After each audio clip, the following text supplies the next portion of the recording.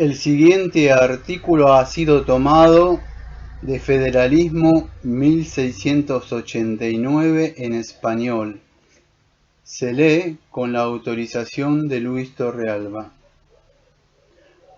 Notas del sermón sobre el pacto de redención del pastor Richard Barcellos de Grace Reformed Baptist Church, noviembre 20 de 2015. El pacto de redención. Hace varias semanas hice la pregunta, ¿por qué es necesario el nuevo pacto? La respuesta es que ninguno de los pactos previos aseguraban realmente la salvación de los pecadores. El nuevo pacto es necesario porque el pacto con David, el pacto con Israel o el pacto mosaico, el pacto con Abraham y el pacto con Noé, aunque señalaban a nuestro Señor y al nuevo pacto, no garantizan en ellos mismos la redención de la culpa. El pecado y el juicio venidero.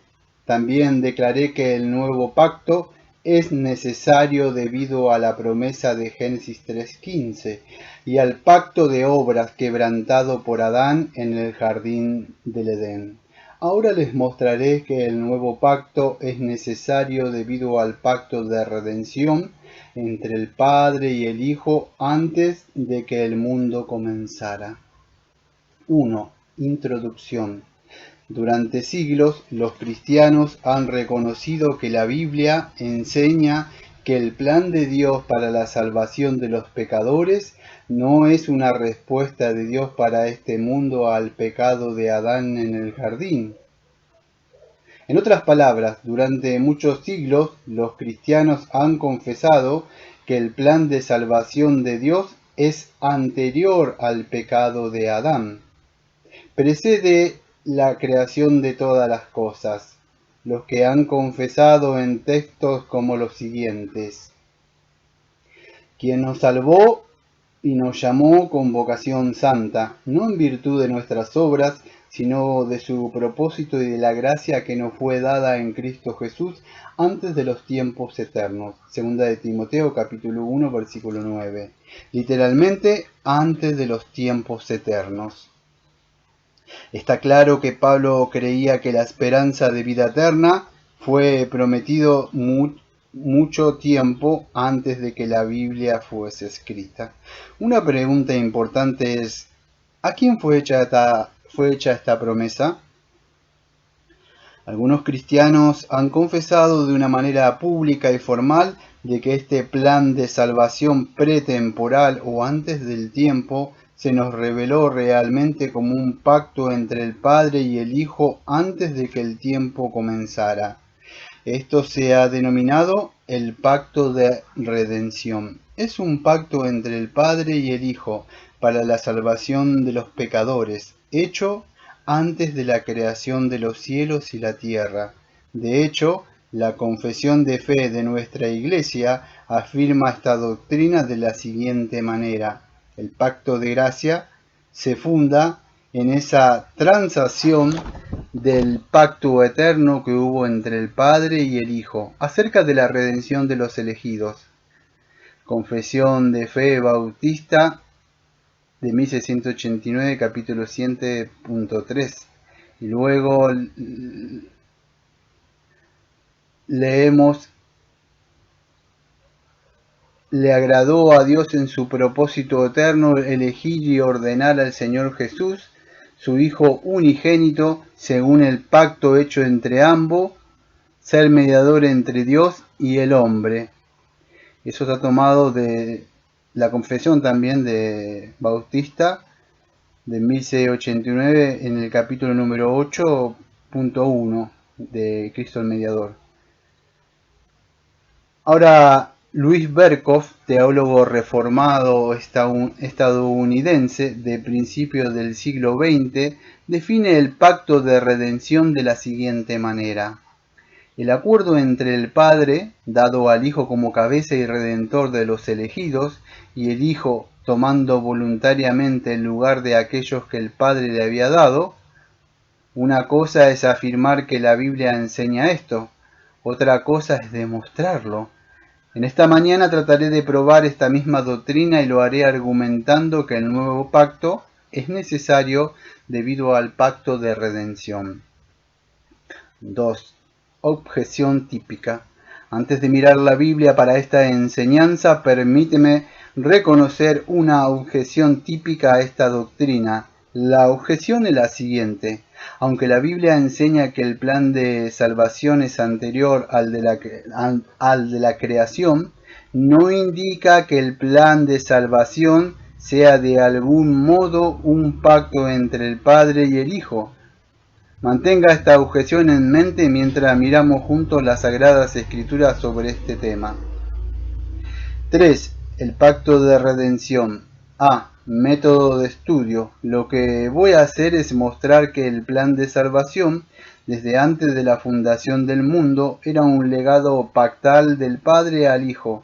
El Padre, en su eterno consejo divino, confió al Hijo la obra de redención y prometió recompensarlo por su obra en la tierra. Esto requirió la encarnación y los sufrimientos de Cristo. Y como nuestro Señor fue obediente y fue recompensado por su obra. B. Argumento bíblico. Quiero mirar en un texto con cierta profundidad y luego mirar los otros textos que creo que sellan el acuerdo de un pacto entre el Padre y el Hijo antes de la creación del mundo para la redención de los pecadores elegidos. Pasaremos la mayor parte de hoy en Lucas 22-29. Una vez que haya mostrado lo que creo que es importante de este versículo, leeré otros textos que tomamos en conjunto. Empiezan a dar cuerpo y complementar los elementos del pacto de redención. 1. Lucas capítulo 22, versículo 29. Y como mi Padre me ha concedido un reino, yo te lo concedo. A. Observemos el contexto, Lucas 22, del 14 al 20. Tenemos varias cosas en este pasaje de especial interés. Tenemos la cena del Señor, versículos 19 y 20, y la cena escatológica o futura, versículos 16 y 30, y el reino futuro o escatológico, versículo 30. Observe que nuestro Señor menciona el nuevo pacto en mi sangre, Lucas 22, versículo 20. B. Observe la redacción de Lucas 22-29. Es de notar que la palabra traducido concedido viene de la palabra griega, que la palabra griega para el pacto suena familiar, las palabras están relacionadas. C. Antes de hacer más comentarios sobre Lucas 22-29, notemos el uso de esta palabra en otros lugares. Veremos que cada vez que la palabra traducida concedido en Lucas 22-29 es usada en el Nuevo Testamento, se usa en contexto donde se utiliza la palabra griega normal para pacto. Termina siendo una palabra que se usa en contexto de pacto en cada caso que ocurre en el Nuevo Testamento. Hechos capítulo 3 versículo 25, vosotros sois los hijos de los profetas y del pacto que Dios había hizo con vuestros padres, diciendo a Abraham, y en tu simiente todas las familias de la tierra serán bendecidas. Observe que los apuntes a la palabra traducido hecho, en esta traducción es pactado. 2. Hebreos capítulo 8 versículo 10. Citando a Jeremías capítulo 31 versículo 33, porque este es el pacto que haré con la casa de Israel después de esos días, dice el Señor. Hebreos capítulo 9 versículo 16 y 17, porque donde está un pacto debe haber necesariamente la muerte de quien lo ha hecho o hizo, porque un pacto es válido solo cuando los hombres están muertos, porque nunca está en vigor mientras que el que lo hizo o ha hecho vive. 4. Hebreo capítulo 10 versículo 16, citando a Jeremías capítulo 31-33, este es el pacto que haré con ellos después de estos días, dice el Señor. También es de interés que la Septuaginta, la antigua traducción del texto hebreo al griego, por los estudiosos judíos, traduce Jeremías 31-33 usando las palabras para pacto y para hecho. 5. ¿Qué podemos hacer con todo esto? La palabra traducido como concedido en Lucas 22-29 tiene una connotación o significado pactal y se refiere a algo que se llevó a cabo entre el Padre y el Hijo. Recuerde que en todos los lugares donde se usa esta palabra en el Nuevo Testamento, se usa en el contexto donde pactos fueron hechos. Es por ello que al comentar Lucas 22-29, Hermann Witsius dice: Os asigno un reino por el pacto con vosotros, como mi Padre me lo ha asignado por el pacto conmigo. En tales palabras el Señor Jesús dice que en virtud de algún pacto o disposición obtiene un reino, como también nosotros lo obtenemos en virtud del mismo pacto. Witsius 1:166.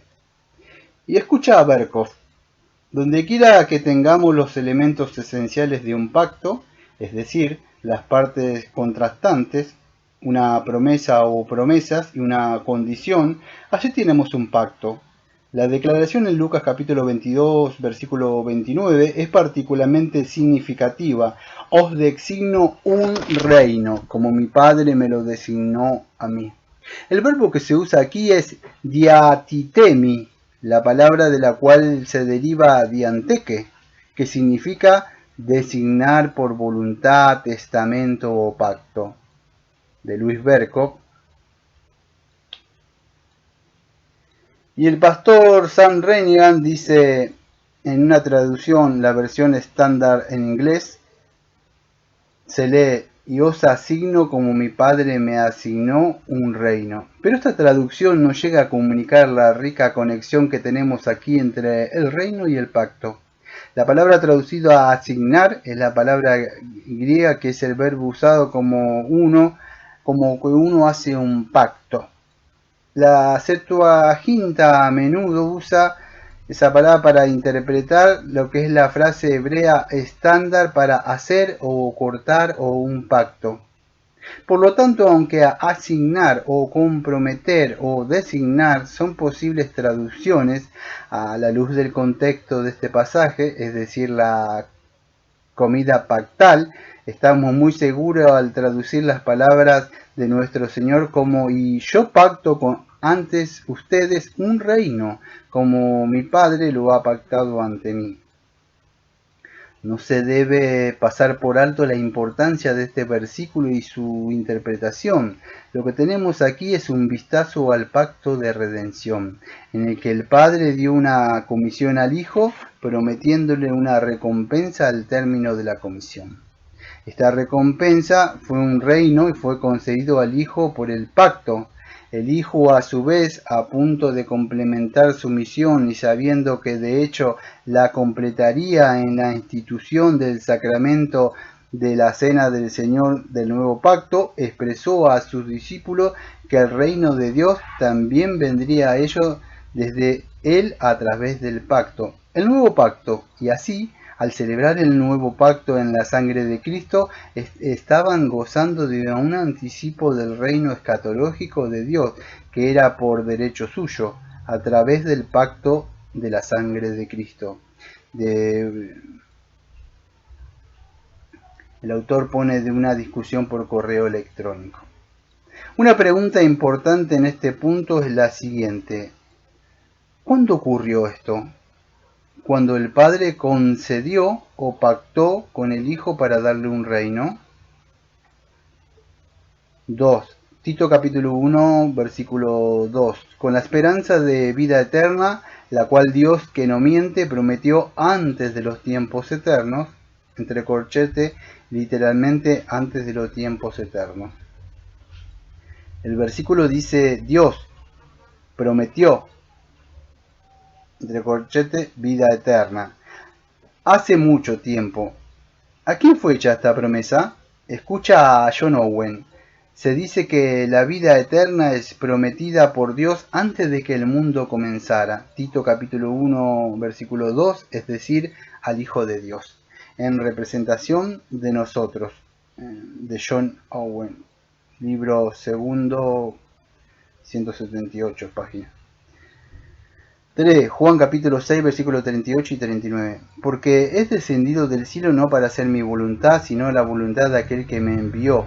Esta es la voluntad del que me envió, que de todo lo que me ha dado no pierda nada, sino que lo resucite en el último día. 4. Juan capítulo 10, versículos 17 y 18. Por esta razón el Padre me ama, porque doy mi vida para que la tome de nuevo.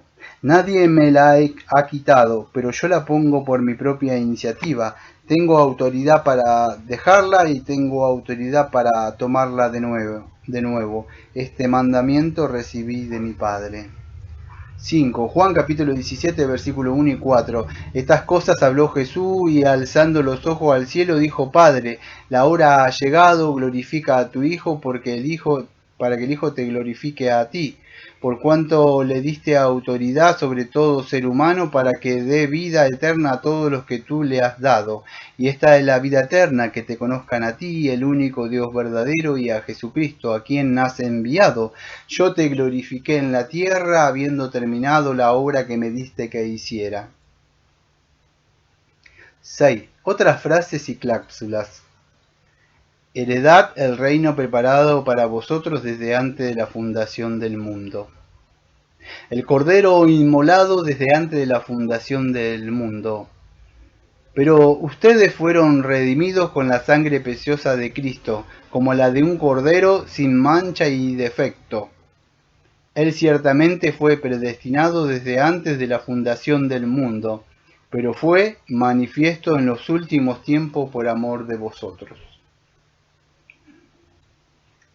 El pacto de redención es aquel pacto entre el Padre y el Hijo, encargando al Hijo que haga lo necesario para llevar a la gloria a muchos hijos pecadores. La próxima vez examinaremos con más detalle esta gloriosa doctrina. En conclusión, escuchemos lo que cantamos. Esperemos que este sermón ayude a iluminar aquello a lo que el escritor del himno alude, hablando de Cristo y de la Iglesia. Cantemos: del cielo vino y la buscó para ser su santa esposa. Con su propia sangre él la compró y por su vida murió. Y por el hombre nuestra gloriosa fianza se comprometió a pagar, y la gracia nos fue dada en él antes de que el mundo comenzara. El Padre envió al Hijo en una misión. El Hijo vino siendo enviado, y a la luz de la obra del Hijo podemos decir: misión cumplida. Material traducido al español por Oscar Javier Patiño.